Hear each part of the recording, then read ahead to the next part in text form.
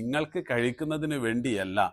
ഫഅത്ഇമുൽ Qaani അവൽ മുഅ്തർ, ഖാനിഅനെയും മുഅ്തറിനെയും കഴിപ്പിക്കുന്നതിന് വേണ്ടിയാണ് യഥാർത്ഥത്തിൽ ബലി അറുക്കുന്നത്.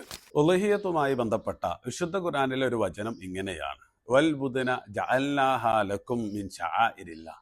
അല്ലാഹു സുബ്ഹാനഹു തആലയുടെ പ്രതീകങ്ങളിൽ ഒന്നാണ് അവൻ നിങ്ങൾക്ക് തന്നിട്ടുള്ള ബുദ്നുകൾ. ബുദ്ന് എന്ന് പറഞ്ഞാൽ ബദനത്ത് എന്ന പദത്തിന്റെ ബഹുവചനമാണ്.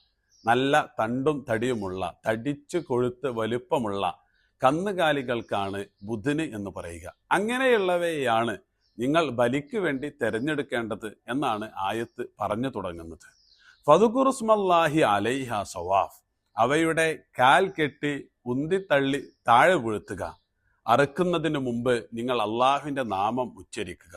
ഫഇദ വജബത്ത് ജുനൂബുഹ ഫകുലൂ മിൻഹ, അറുത്തതിന് ശേഷം അവ നിശ്ചലമായി കഴിഞ്ഞാൽ നിങ്ങൾക്ക് അതിൽ നിന്ന് കഴിക്കാവുന്നതാണ്.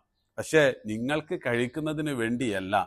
ഫഅത്ഇമുൽ ഖാനി അവൽ മുഅ്തർ, ഖാനിഅനെയും മുഅ്തറിനെയും കഴിപ്പിക്കുന്നതിന് വേണ്ടിയാണ് യഥാർത്ഥത്തിൽ ബലി അറുക്കുന്നത്.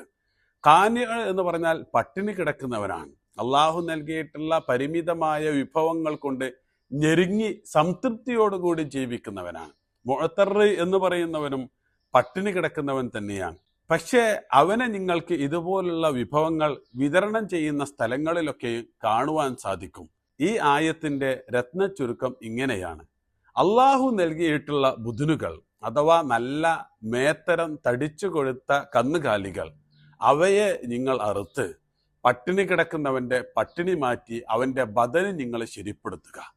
അതല്ലാണ്ട് അവയെ അറുത്ത് അവയുടെ മാംസം സൂക്ഷിച്ച് വേണ്ടുവോളം കഴിച്ച് നിങ്ങൾ തടിച്ചു കൊഴുത്ത ബദനുകളായി തീരുന്നതിന് വേണ്ടിയല്ല ഇസ്ലാമിലെ ബലി എന്നാണ് ഈ ആയത്ത് പഠിപ്പിക്കുന്നത്.